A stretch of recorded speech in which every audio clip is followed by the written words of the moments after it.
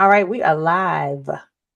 What's up, everybody? We're back with another live show of Real Talk, Real Growth, where we're going to have some amazing conversations today between the three of us.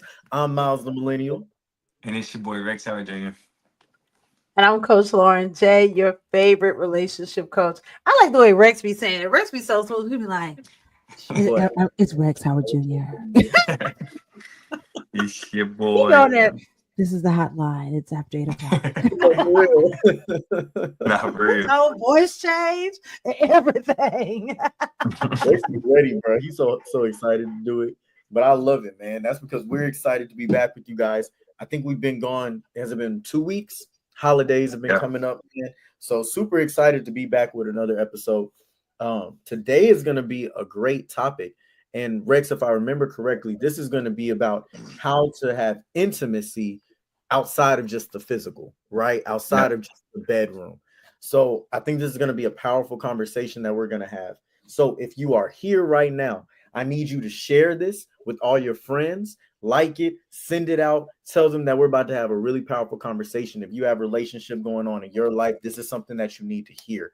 And if you're in one or coming out of a relationship, this is something that you'll want to know for when you get into your next one. So without further ado, man, let's get it going. Rex, I know usually you have some questions or topics that we want to bring up. So where do we want to go from here?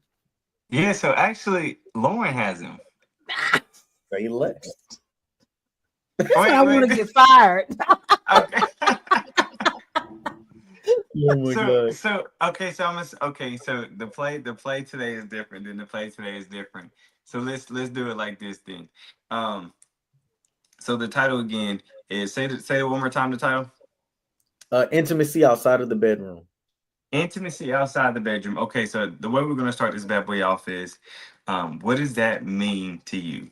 Right? What does intimacy outside the bedroom actually mean to you? What's the very first thing that comes to mind when you think about it, For me, I think about communication, like Okay. learning how to make love to somebody's soul, Yeah. right? Um, you know, it's funny because now that I'm in a much more mature place, I can take this concept that I used to do when I was out hoeing around and apply it in a relationship in a much more healthy way, right? You used to say when you was out there in the streets, if you really knew what you was doing as a dude, man, you had to learn how to convince that woman to turn her on mentally and emotionally far before you tried to turn her on physically, because it Yep. was going to make everything better once you got to the physical standpoint. But there's a much bigger for me a much bigger perspective on that when you're in a relationship, when you're trying to build long-term success and intimacy, learning how to keep that person triggered and going in a positive way because you know how to speak to that person in a lot of other ways that aren't just physical. So for me, that's what I think about. Okay. And what about you, coach?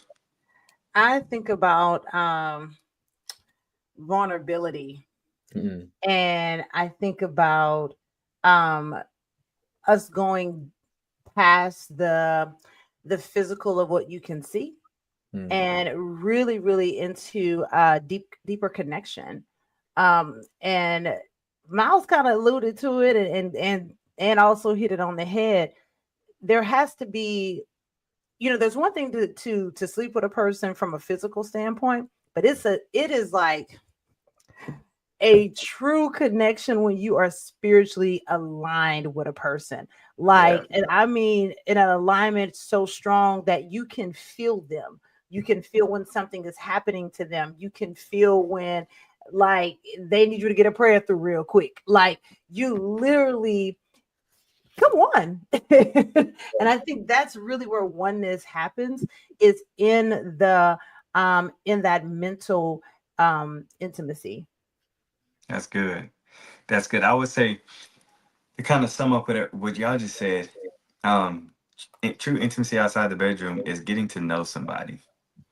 It's truly knowing them because the more you know a person, the more you know how to show up for them. The more you understand what they desire, the more you understand their wants, their needs, their no's, their yeses, right? And if a person feels known by you, they will feel more open to you. If a mm, person doesn't feel known by you, they feel closed off. Like for instance, Miles said something to you earlier, talking about your pearls, right? What happens when you do have on nice pearls or it's something nice and you have somebody that looks odd walk past you? What they always say, I'm gonna clutch them pearls, right? Pearls. I'm gonna clutch them pearls, all because you didn't know that person.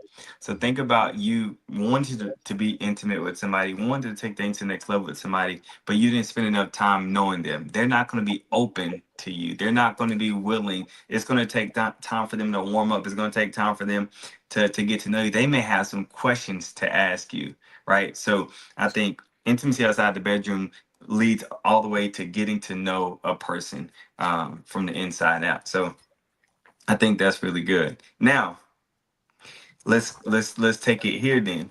Um, when you think about the word intimacy in general, what's the very first thing that comes to mind to you, Coach? Connection. Okay, Miles, what about you? Physical touch.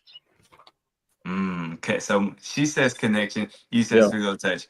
Okay, I was talking to a guy one time, and the very first thing he said was, "Oh, sex, 100%. That's what it Mm, means." mm, And I said, "So what does it mean to your wife?" She was just like, "Connection. She wants mm. emotions." So for men, it's all about that physical side by side intimacy Yeah. connection. We want to be doing something, and then a Mhm. woman wants to feel something. Yeah. So, Coach, I want you to put your hat on the line. I'm gonna ask you a different question, Miles.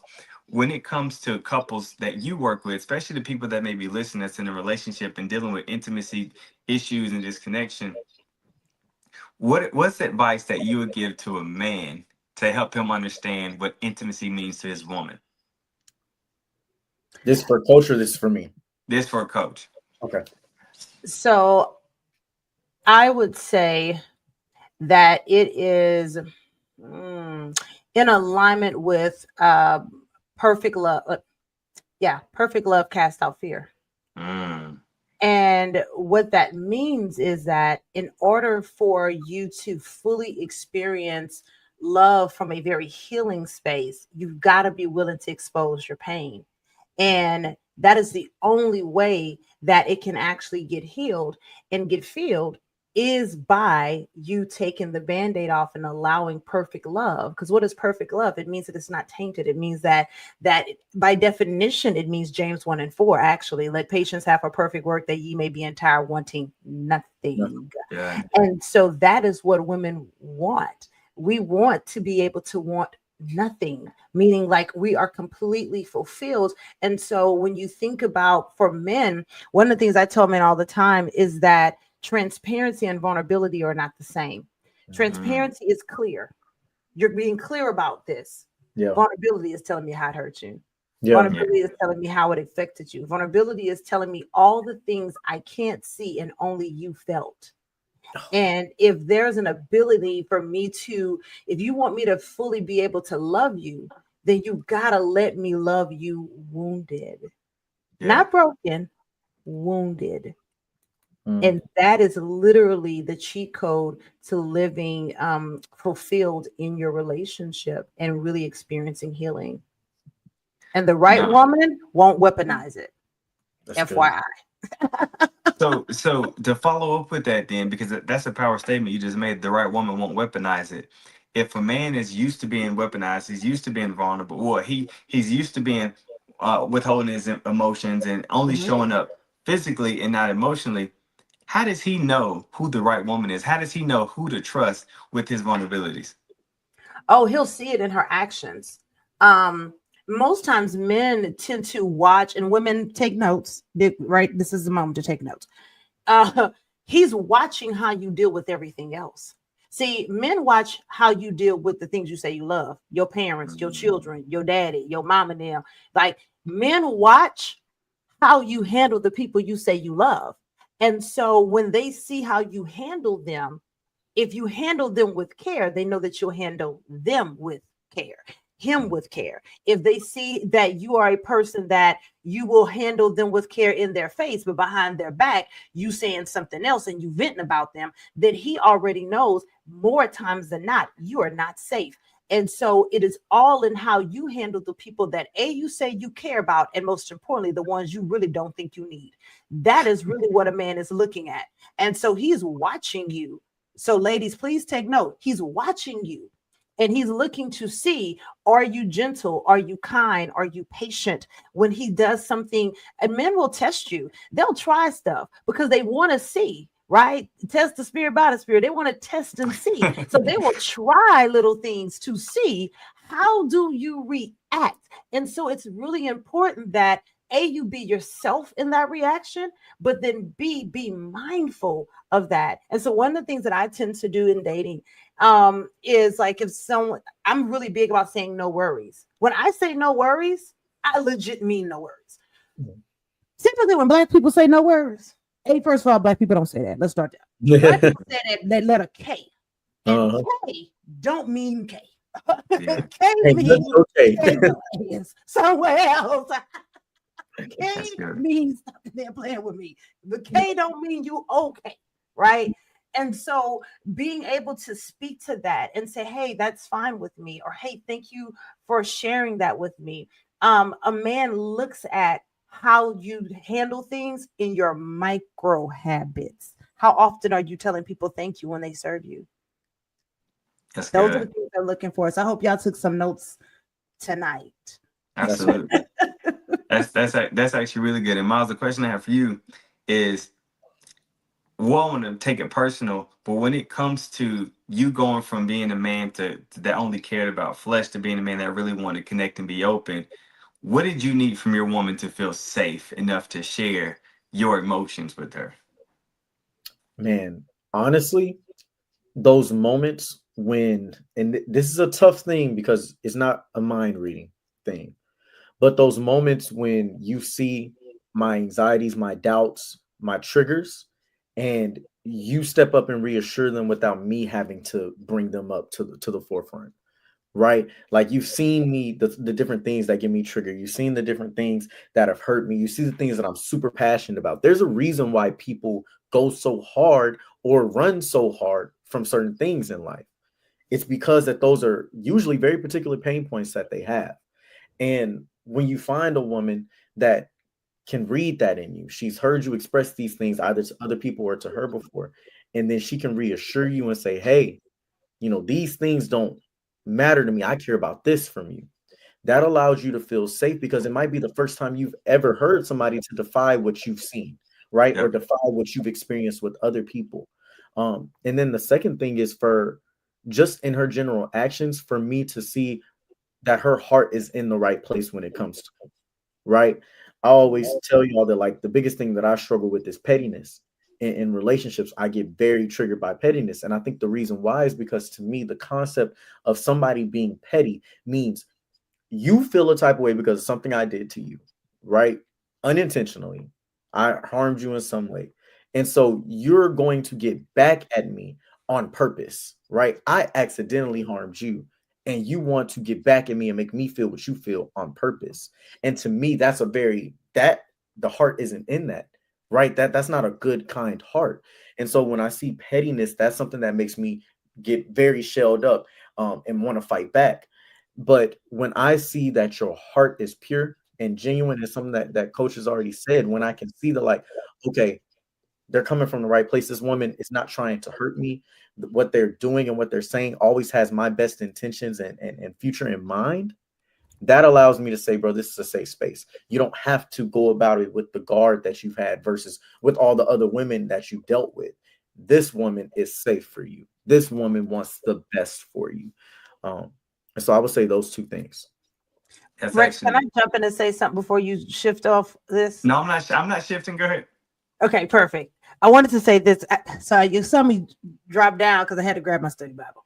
So, um, so Genesis 2, verse 25, and this is the New Living Translation for those of you who are looking for this. It says, now the man and his wife were both naked, but they felt no shame. That is when you know you're in oneness. They were both naked, but they felt no shame. So if the person that you are giving your, first of all, people can't weaponize something that you've already accepted. Let's start there. So That's number one. So, because I see people like, well, they may try to play with you. If they're trying to play with you, that means you haven't healed in that area. That's an Mhm. indication you need to heal there. Number two, the right person will make you okay to be naked. Yeah. Matter of fact, they love you naked. Don't put Yeah. on lingerie. Don't put on that robe. Take the bonnet off. Just all that. Because take the lashes off. Take Yeah. the wig off. Because the thing about men, the reason most men love a woman that is in her natural beauty is because he knows what to expect. Yeah. Yes. But when you dressing like a clown, he don't know if you laughing at him or laughing with him. Talk That's about good. it, though, for real. So, like understanding that safety feature, it truly comes from when you start sharing parts about your story. If does that person allow you to be naked and they Yeah. don't allow you to feel shame. If anyone makes you feel guilt, blame, or shame when you're honest with them about something that you're dealing with, they are not your person. That's Not good. yet. That's good. 100%. And that right there, I'm gonna follow up on that because that's exactly what my point was, right? Mhm. I knew I could feel safe and be safe with my partner when I shared with her bits and pieces of my ugliness, right? And Mm, she didn't do two things. She didn't run and then she didn't judge. Right. She didn't run. Oh, say, oh, I can't deal with this. You've been through too much. You didn't seen too much. You've been exposed to too much. I can't keep up with this. Right. And she Yeah. didn't judge. She didn't say, oh, that's crazy. You boy, you a wild boy. Like she didn't make me feel judged. Right. And yeah. but one thing that she did become more of was curious. Mhm. Right. Mm, So when did that start for you? When did that stop for you? How did that make you feel? How did that make other people feel? How did people respond to how you were? Right? What were the best parts about that time for you versus what were the lowest parts? She just became radically curious. And when you have a person that's radically curious about you, and not in a way of trying to use it against you, not in a way of trying to see if she can do something better than somebody else, but actually trying to know you so she can get to know who's in front of her, right? Mhm. Why do you ball up like that? Why do you, every time you hop out the shower, you quick to grab the towel? Why are you so insecure in yourself? Like all these are so many questions that your partner can ask if you allow them to ask you. But if you ball up in this shell, try to keep this ball up in between you guys, you'll never feel safe, right? And then they would blame themselves for it not for you not feeling safe because they may think it's a them problem when the whole time it's on you. Yeah. It's on you. So Miles, I love what you said, and from a man's perspective on what you wanted and what you needed from your lady. So now, Lauren, I want you to say, from your perspective, what are some things that a man can do to make a woman feel safe? Mhm. mm. It's in his tone. I'm gonna speak for personal experience. It's in his tone, in his gentleness. When a man can tap into what we quote unquote say their feminine energy, it's more of their nurturing energy. We all have it, but we don't all tap into it. Yeah, And so when a man allows you to, and it's hard, and I'll say this, it's hard for strong-minded, strong-willed women to get emotionally naked. We would rather sweep the beach with a dollar store broom and drink a shot of Clorox. We would, okay? say, Any day of the week than to have to get vulnerable with you, because a lot of times we've been mishandled in Mhm. our vulnerability. And so um tone is honestly the thing. And the other part is not the other person trying to fix it. A lot of times when we hear like something bad that's happened to your partner or an experience that they've had, we either try to fix it or we try to share a very similar story so that way it feels like they're not alone. But quite honestly, they don't need you to do that. Yeah. They just need you to say thank you for sharing that with me. That doesn't change the way I feel about you. These are the three things that really attract me to you. So this one thing is not the end of the world for me because I see you. Women want to be seen, safe, and significant. And that's so good. when you give us that, that is why we can give you that. Anything you give a woman, she multiplies. Groceries, a seed from your semen. Anything Mhm. you give a woman, she multiplies. So for men, if you feel like your partner isn't safe, you may need to question, are you? No, Because no, she's Mm. a mirror of what you give. That's actually really, really good. Miles, what's your take on that? I see you over there writing notes. I know you got something cooking. man. No, this is so good, man. And part of that, all three of those things are so true, and I can just relate to them on multiple levels because I am that very direct, figure solution oriented type of person. And so to me, how I usually deal with things, my natural way of dealing with it is okay, let's address this head on. What are we beating around the bush? Why are we trying to talk all this way or that way when we could just say it the way it need to be said to get it done? I always believed that direct was the best way to go about things. And that caused so many disagreements between me and my lady for years in our relationship until it got to a point to where as a man, and this is something that I want all the men to understand. As a man, if you say that you're the leader, if what you're doing is not having an effective result on the person that's following you, then apparently you're not leading that well. That's good. You can't always blame the follower, right? They're following you for a reason. And so if they're trusting in you and something about the way that you're leading isn't getting through to them, you need to adjust your approach. You see, you're not a leader if you think that your way is always the best way. You're a leader when you realize that maybe you don't always have the right answer. Maybe the way that you usually go about it isn't always proper and you need to take a different approach.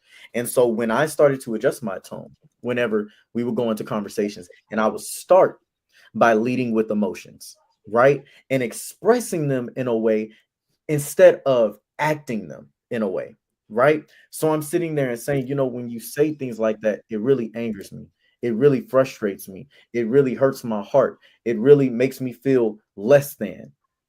I'm already putting her in a space where she has to see what my heart is feeling. Yeah. Versus when I'm acting that way and my tone is coming at her, she's immediately walls up, right? Because that's a human thing. You feel like somebody's attacking you. You have one of two responses. Well, really three, because Rex has already said you have fight, flight, or freeze. Yeah.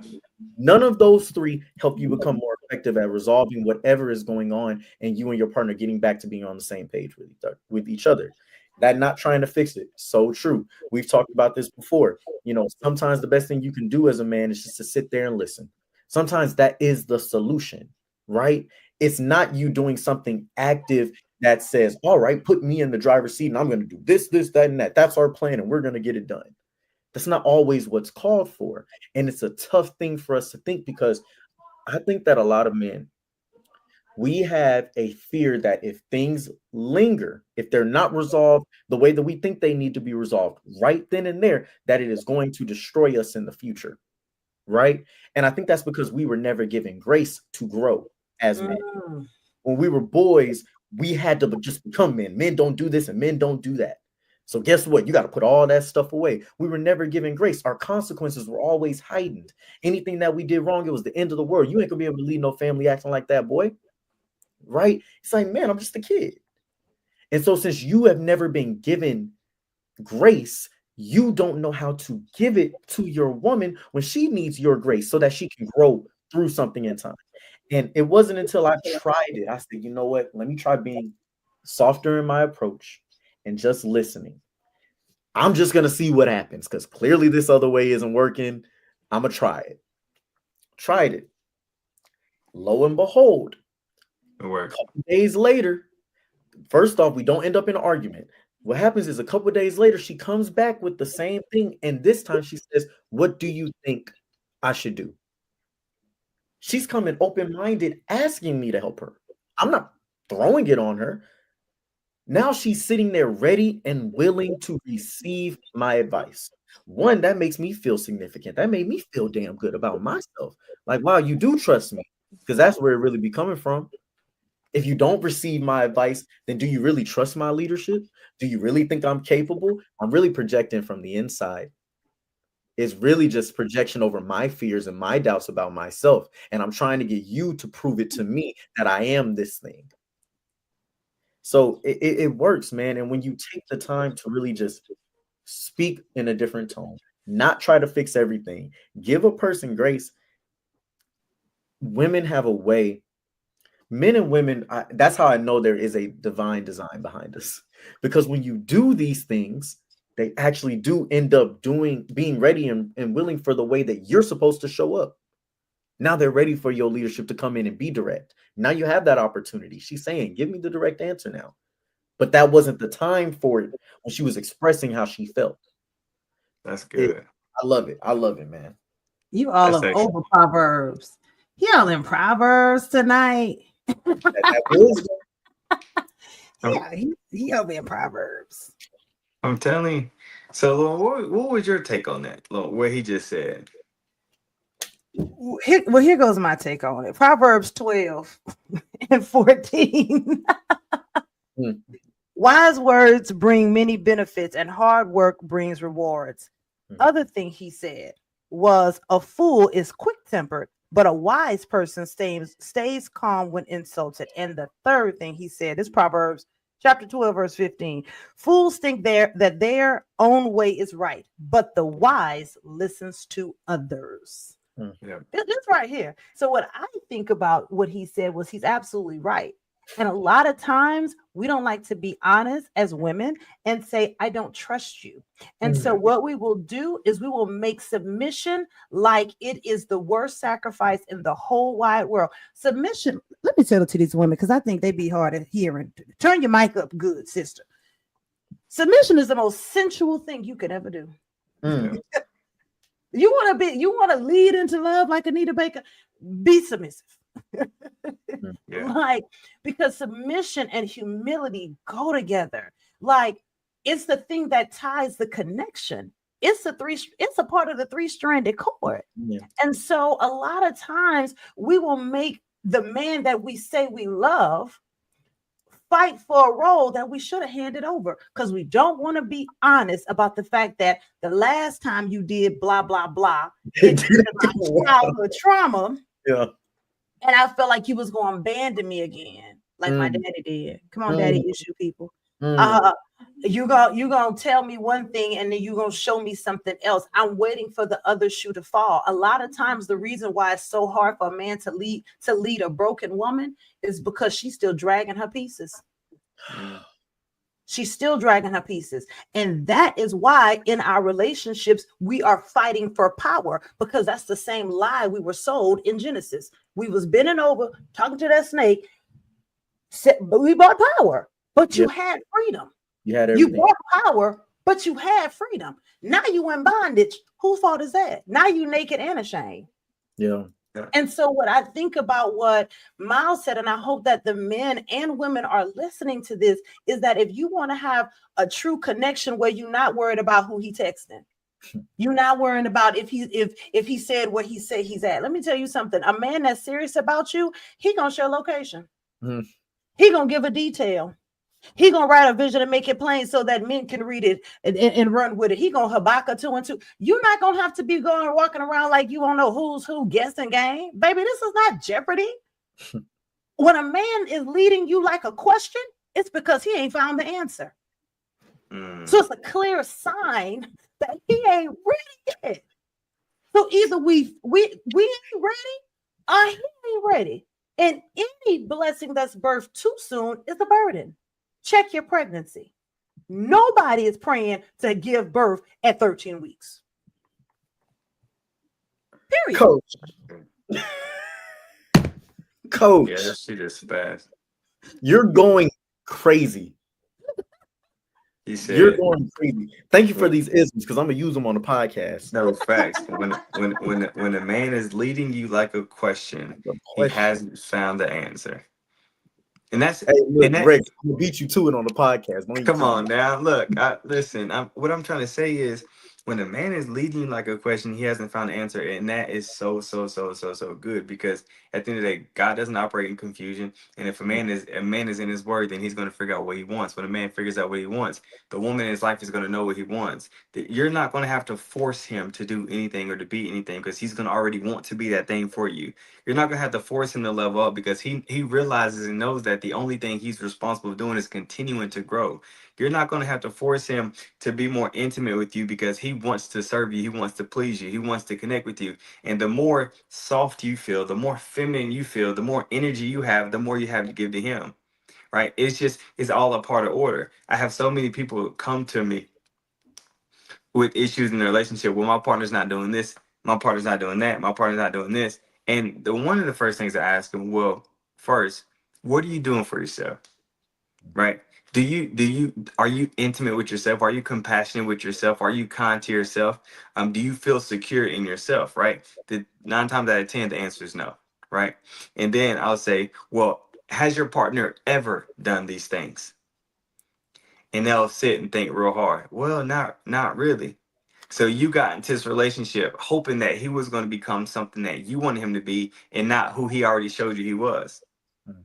So we're going into these relationships hoping that we can change somebody and mold somebody into who we want them to be. So we just like we have to be clear minded going to these things. So once again, when a man is leading you like a question, he ain't found the answer. And the last thing as a woman that you should want is to be following a man that hasn't found an answer. Because a Mhm. man that's found his answer, he's going to move accordingly. Yeah. He's going to be sure, right? So um I came across this question, and the question was, if you could no longer speak, how would your partner know that you still love them? I love that. Right?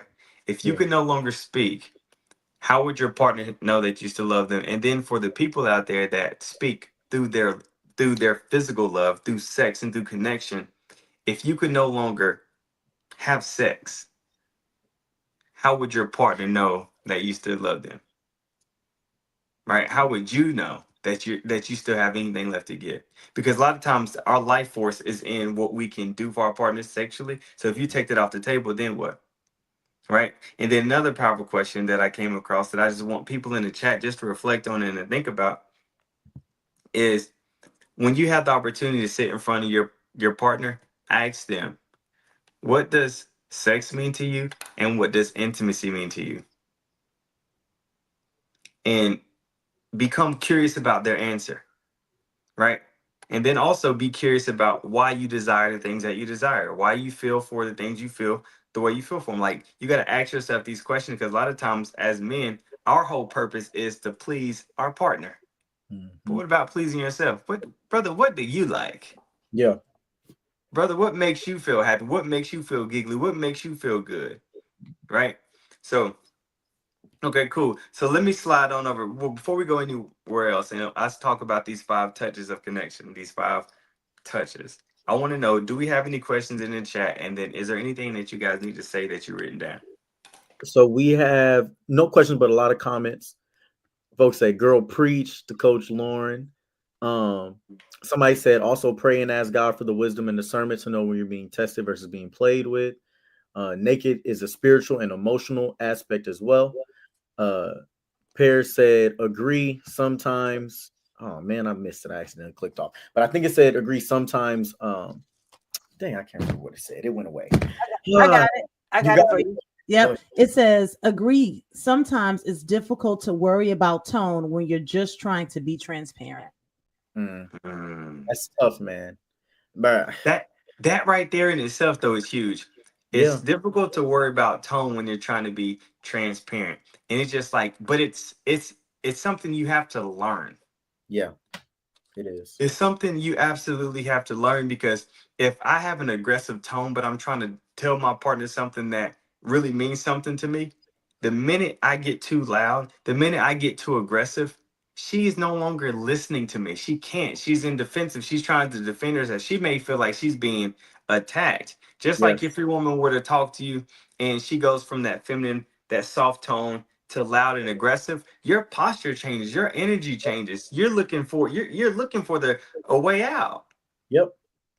So man, so whoever said that, brother, I want to challenge you to start journaling. And but journal when you're pissed off. Journal when you're pissed off. Journal when you're not feeling the best, and also journal when you're feeling good. But talk about what you felt in those moments. Get used to writing out your feelings. Get used to writing out your emotions. Get used to saying, I felt this when you did this. And moving forward, I need this. Get used to writing that out. So when you do have a conversation with your lady and she asks you how you feeling, or did you feel disrespected, you have a comeback to it, but in the most appropriate way, right? Not only in an appropriate way, but in a kind tone that's not going to make her feel like she needs to defend or attack herself or And, see, defend herself. and Rex, what you're saying right there, another reason why it's so good to write that stuff out is because then when you do address it with that person, it's not the first time it's coming out. It's not the Come on. first time it's being expressed. You've already gone through this and wrote out your feelings, and there is a real benefit to it. It's no different than when you pissed off at somebody at the office and you type up that email with no Per my address, last email. man, and you tell them everything you want to say, but you don't send it just because you need to get it out, right? That does something for you. And you need to have those moments with yourself before you go address certain conversations. That's also why it's important for you to know when you need to bow out the conversation, when y'all Yeah. need to put a pause on it, when you need to tell your partner, hey, I see where this is going. We're both getting very animated, very emotional right now. We are both about to go at it. And we know that we don't like the way that we get through any type of situation when we do this. Let's, what they say, take a Twix break. Let's put a Yeah. pause on this, and we'll come back to this when we're a little bit more calm, because right now we're not going to hear each other. All we're going to be focused on is making sure our point is spewed out, but there is not going to be any listening. It's not going to happen. And something that, you guys talked about with no trust, right? And admitting there's no trust there. I think about this like this, coach, because you mentioned it. Sometimes women don't want to admit that, like, the reason they don't have that trust is because when you did a certain thing, it triggered things from their past. Something I want to say in general, because I think we, on both sides, we lack trust in our partner that they're going to do us the right way because we've dealt with things. The main thing is we don't give ourselves grace and we don't give each other grace.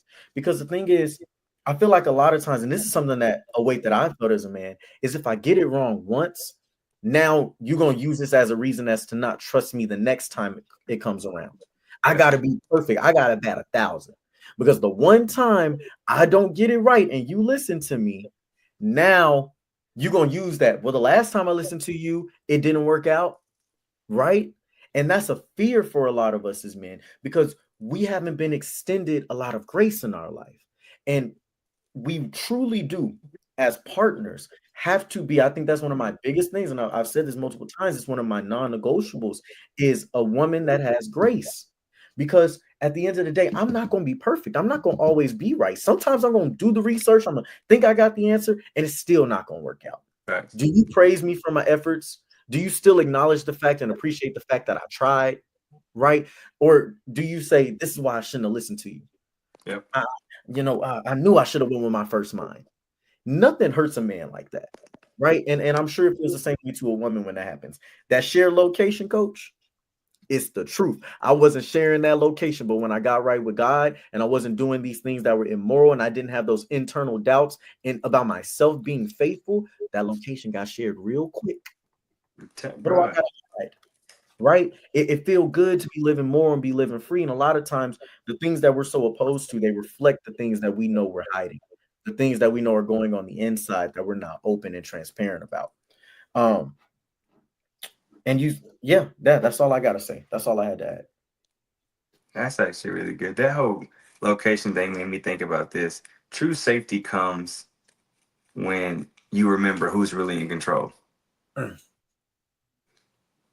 right? When you remember who's really in control, because a lot of times as humans, we have to put ourselves in position to be in control. I had the conversation with a couple, a younger couple too. They're doing a long distance relationship. Um, he mentioned the guy wanted the partner to share their location. She didn't really want to share her location because the one time that they did have locations shared, he asked her where she was, and she said one spot, but really was at the next. And he said, "That's not what your location says." Mm, So now she's like, "I don't want to do it at all now." mm, Right? and a part of it. So once we got to the root of it, it was a control thing for her. I don't want to feel like I'm giving up something else for him. Mm. And I said, well, this is a deeper problem. Mm. This is this is a deeper problem, because when it comes to you guys are talking about you want to get married. The two becomes one, you come one flesh. Mm. What do you mean you don't feel like giving up something else from him? Yep. Like, so like really, really, really great point. So listen, I want to move on, and I want to cover the 5 touch types, right? And the importance of them, that's going to lead to, from intimacy outside the bedroom to intimacy inside the bedroom, but also the importance of how they show up in relationships and even with kids sometimes. Yeah. So coming in number 1, right? You have the affectionate touch. This touch is like holding hands. It's subtle kisses on the forehead, on the cheek, right? It's the cuddles. It's the same type of touch that you'll feel safe enough to give to your kid, right? Because it shows you what affection is what you need, is what a kid needs to see here their parents doing, is and also is what kids are going to need. So it's affectionate, it's non-sexual. Then the next one is your playful touch. This is your tickling. This is the poking. This is the wrestling, right? Once again, it's non-sexual. It's laughing. It's showing me that we still have chemistry. It's showing me that we still got things to laugh about, right? I can play with you. I can be funny with you. And once again, this is also something that kids do. Kids need, right? Now, the next one is sensual touch.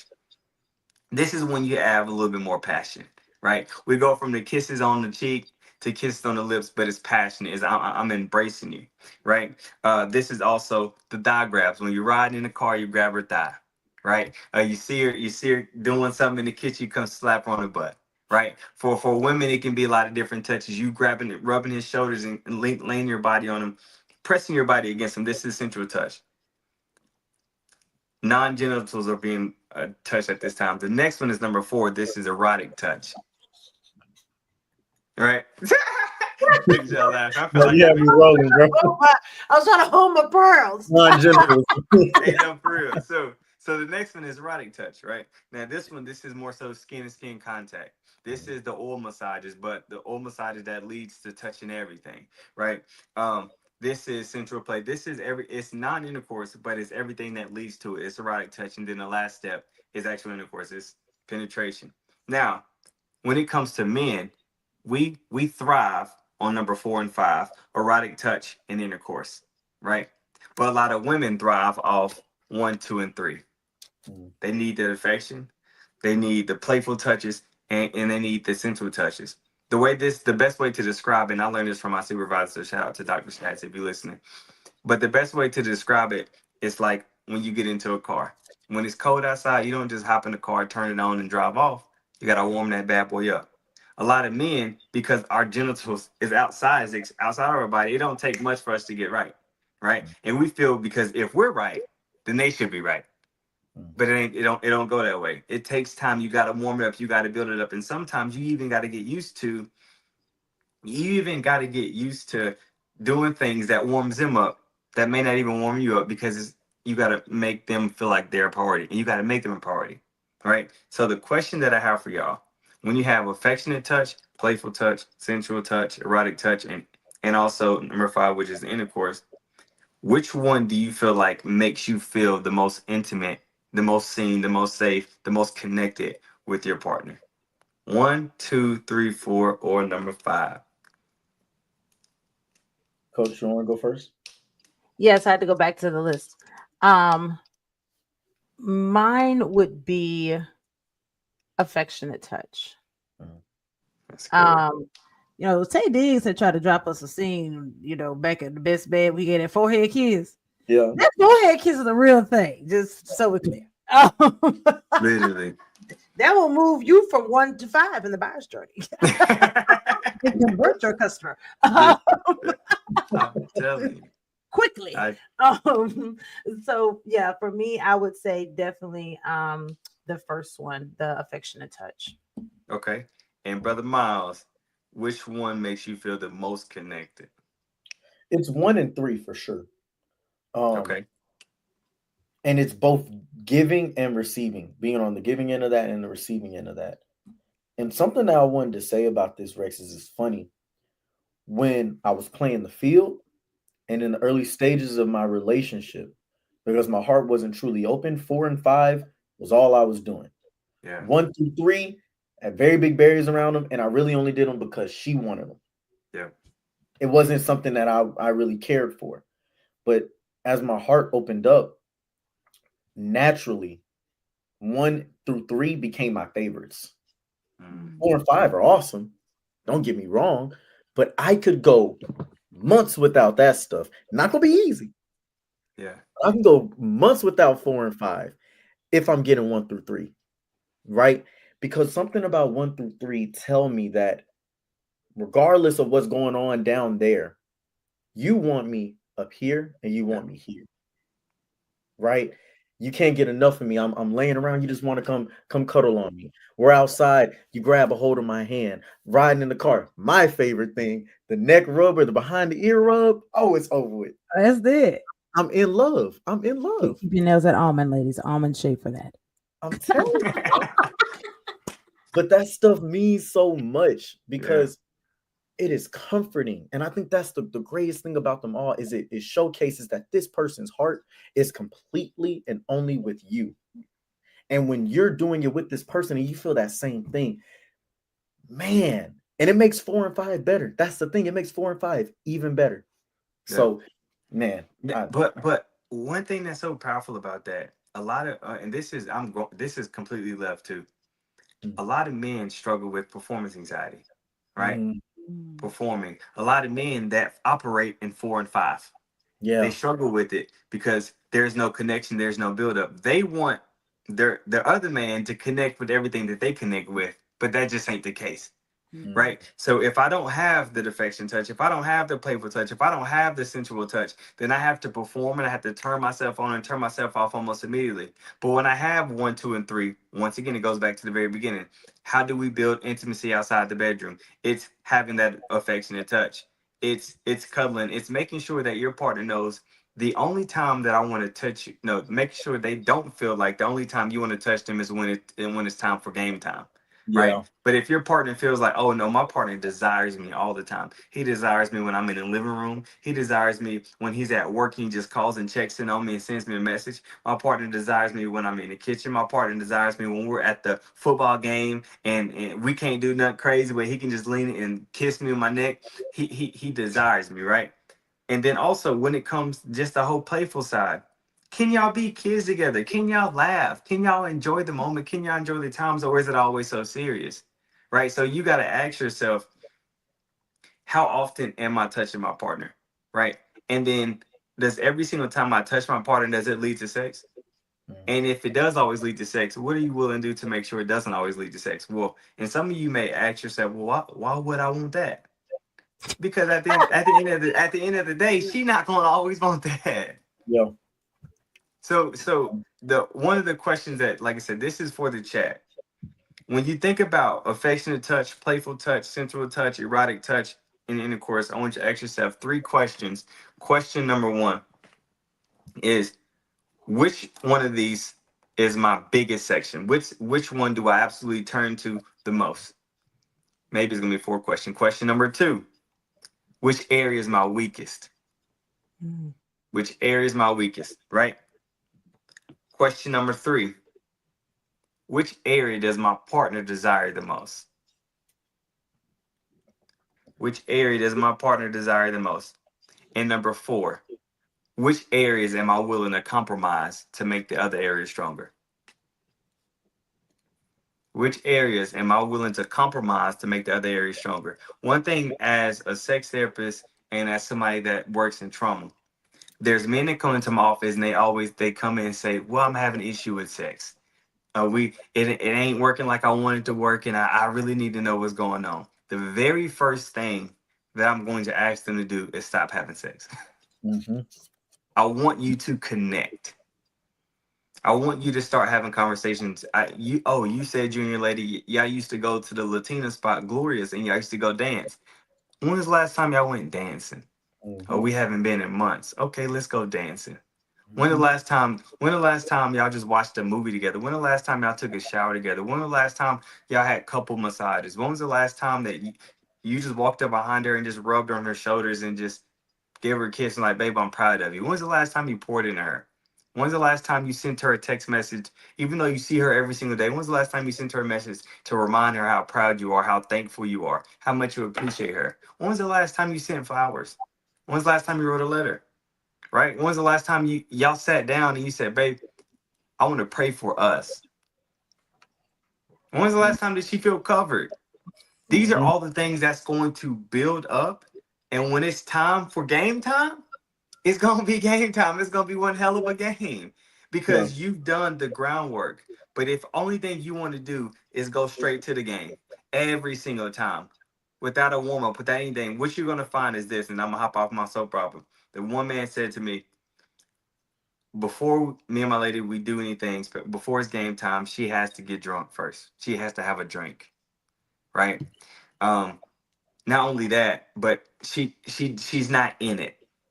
So now I just feel like I'm just doing it with a random person. So I'm just like, you want to feel connected. You want to prevent your partner from feeling like they're just being used as a rag doll, and you want them to feel loved. You want them to feel like they're covered. You want them to feel safe. You want them to feel at peace, and you want them to be absolutely enthralled and in the moment with you at all times. And the only way you do that is by focusing on one, two, and three. And sometimes that means compromising four and five until one, two, and three are big. So with that, I want to open up the floor and see what's y'all's thoughts and takeaways. Man. um all of that was like so on point. Couple of things I want to roll back to. And I can't remember if it was you, but Rex that said this, or Miles, but making a point doesn't always lead to making peace. Mhm. So those of you who like to Mm, make a lot of points, that's good. I making was a point doesn't always make guilty at times. you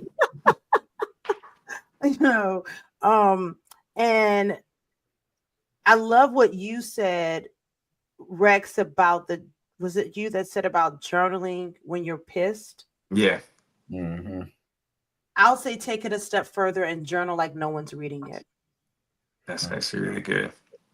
Because when you journal like nobody's reading it, you really let it all out. Because there's, again, the safety that this is between you and that paper. Mm. And so journal like no one's reading. Because quite honestly, no one really has to read it. They only gonna read it if you give it to them. They only gonna read it 100%. if you tell them where it's at. Like, they not gonna go read something they ain't know you wrote. So write like nobody's reading. And I love what you said about the gentle touches, and what happens outside of the bedroom. Um, Being a woman that has had sexual trauma in my own past, it was very hard for me in the beginning of my life of deciding I'm going to have sex, that I would. In my marriage, I struggled with it. Um, I wouldn't take my clothes off in the light Yeah, because of that. And so the person that he got in that marriage was a very closed woman, because I was never safe with me. And yeah. I did not tell my parents that I had been molested for several years of my life until last year. Wow. And it was because I knew that it was time. Like, I had gotten to this healed place, I had gotten into therapy. A great friend of mine was like, you probably should go back to therapy. Okay. But it was so beautiful.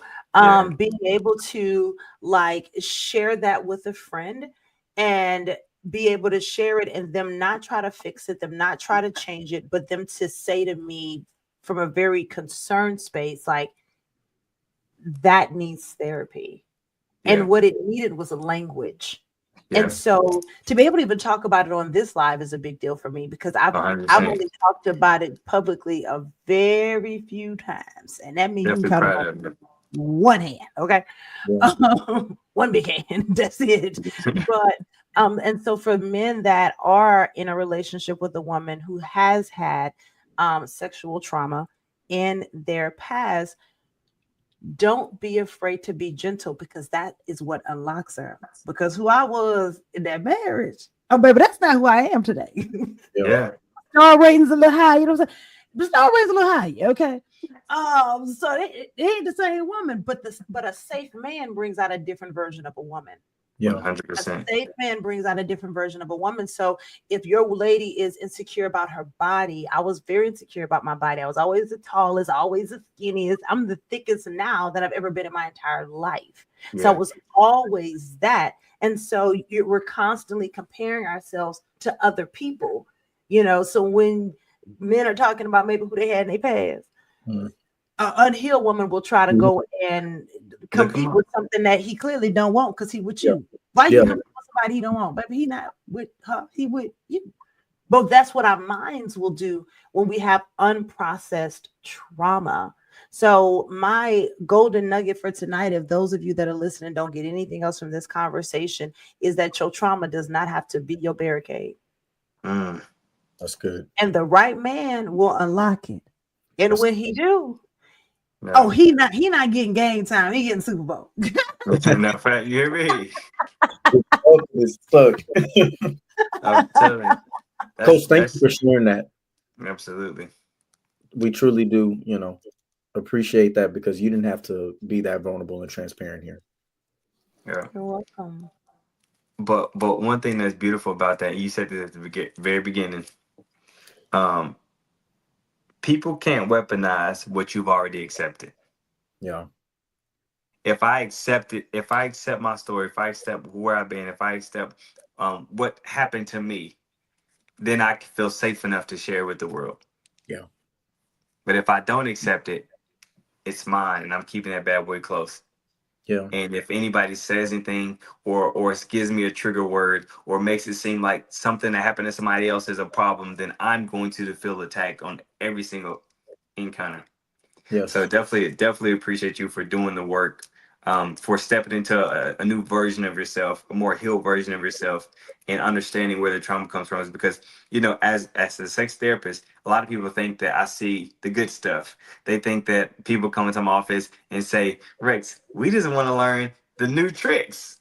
Hmm. No, I get the trauma, the Yeah. Yeah. trauma, and because I get the trauma from a lot of the women, it's you get to see the ugly side of it. You get to see what happens when you hold it in, what happened to you for 20 something years. You get to see what happens when your husband wants you to do more than what you're capable of doing because you don't even feel safe within yourself. Right? So because I get to see this, it makes me more cognizant of how I treat my partner. It makes me more cognizant of how I teach and pour into other men when it comes to that. So the nugget that I want to give is just two things. Thing number one, if you have sexual trauma or you're dealing with a partner that has sexual trauma, be 100% patient and realize they're not on your time and you're not on their time. When they're ready, they'll be ready. When they're ready to talk about it, they'll talk about it. When they're ready to take things to the next level, they'll take things to the next level. And if you're impatient with them and you're trying to rush them to do something to please you, then that's a terrible thing to do. Yeah. You will no longer be a safe person, and then you'll have them doing something that they don't even feel safe enough to do, and they will feel completely taken advantage of. So that's that one side. Be completely patient and realize that you are on your time and not their time, right? And then the second thing I want to say is, I'm gonna speak to all the fellas. When it comes to getting to know the woman that you're in front of, truly get to know her without trying to say the right things to get into her pants. Right? Truly get to know her without trying to say the right things. Truly try to stay away from manipulation. Try not to become the person that she wants you to become and show up as your authentic self. Focus on having the conversation. Focus on being radically curious. Focus on being a man that's willing to serve, a man that's willing to sacrifice, a man that's willing to listen, a man that's willing to be mindful of his tone, a man that's willing to accept constructive criticism, a man that's willing to be patient, a man that's willing to be centered and grounded in God and knowing who you are and whose you are. Be willing to be that person, because if you're willing to be that person, I promise you, you will have everything else that you need. But if you're not willing to be that person, you want to rush their process, or you just want to play the numbers game and just create your list of people that you to knock down, then I promise you, that's the kind of you won't produce any type of fruit. And that's not speaking from me reading books. I'm speaking from life experiences. So that's my takeaway. Miles, what you got for the folks, for the people? Man, I kind of wanted to start with just a quick PSA to the fellas, man. Um, Something that we've been talking about. Be careful as a man, the comments that you make, especially around the women in your life. Yeah. Because a lot of times we'll make certain comments. Oh, the live just ended on the Instagram. I don't know what happened. But Hit that hour mark, probably. probably. But that's okay. But I said, if you want, I can redo the Yeah, line. let's go back live. Hold on, let me do it real quick. 1 second, guys. Don't worry, I got it. It's coming, because I know they don't need to miss it. Mm-hmm. Tell me.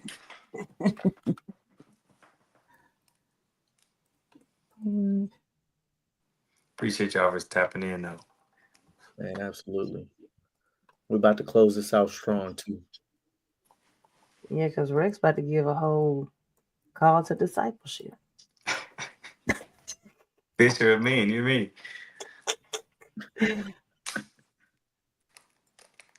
Let us Make me have to end our live.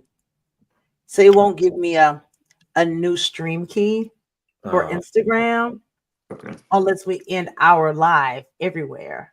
Okay, yeah, let's just keep it Let's just- rolling. Because we still got all the recording. Dang, that just made me upset. Oh man. Yeah. All right, it's okay. Here's finna hop in his bag. Give me. Yeah, bro. So the first thing I was gonna say is we gotta be mindful of what we say, because a lot of times we make comments as men and we'll be like, I don't understand why women that go through sexual assault, they do this or they do that, or why they didn't just respond this way, or why they wore this, or why they did that.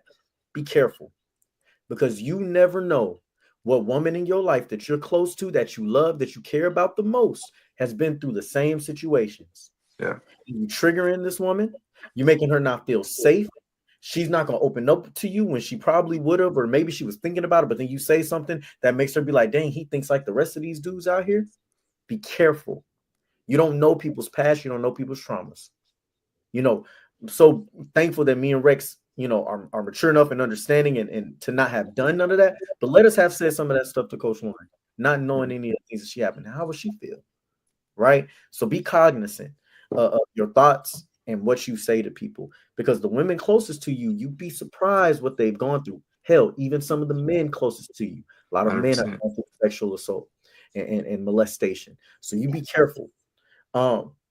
Second thing I was going to say is body insecurity, right? You guys spoke on this. One thing that I've learned is the areas and the places or the things about her that she is most insecure about, that is what you need to love on the most. Yeah. That's how she becomes comfortable with it, right? If she doesn't like something about her arms or something about her booty, something about her face, you need to compliment that more. She has to walk out that house saying, well, y'all may not think I'm thick, but my man do. I'm telling you. That's how she needs to feel, is that the things that she's been telling herself aren't adequate. She needs to feel like that's a lie. My man has proven to me that that's a lie, right? It is enough. It is fine. I am beautiful in these ways. So when you're dealing with a woman's insecurities about her body, which I promise you, every woman will have insecurities about her body. If she hasn't had it, she will. Wait till pregnancy happens. There's going to be some things that happen and change in a woman's body over the course of her life. Nobody is the same for their whole life. Third thing is this. You talked about performance anxiety, Rex. Being somebody that's dealt with that before, what I definitely had to learn was a big piece of that is the fact that because 4 and 5, the erotic touch and intercourse, such a big focus, that physical aspect of just getting to sex. Everything I watched, the pornography I watched, wasn't about no foreplay, right? Pornography in and of itself is a problem, right?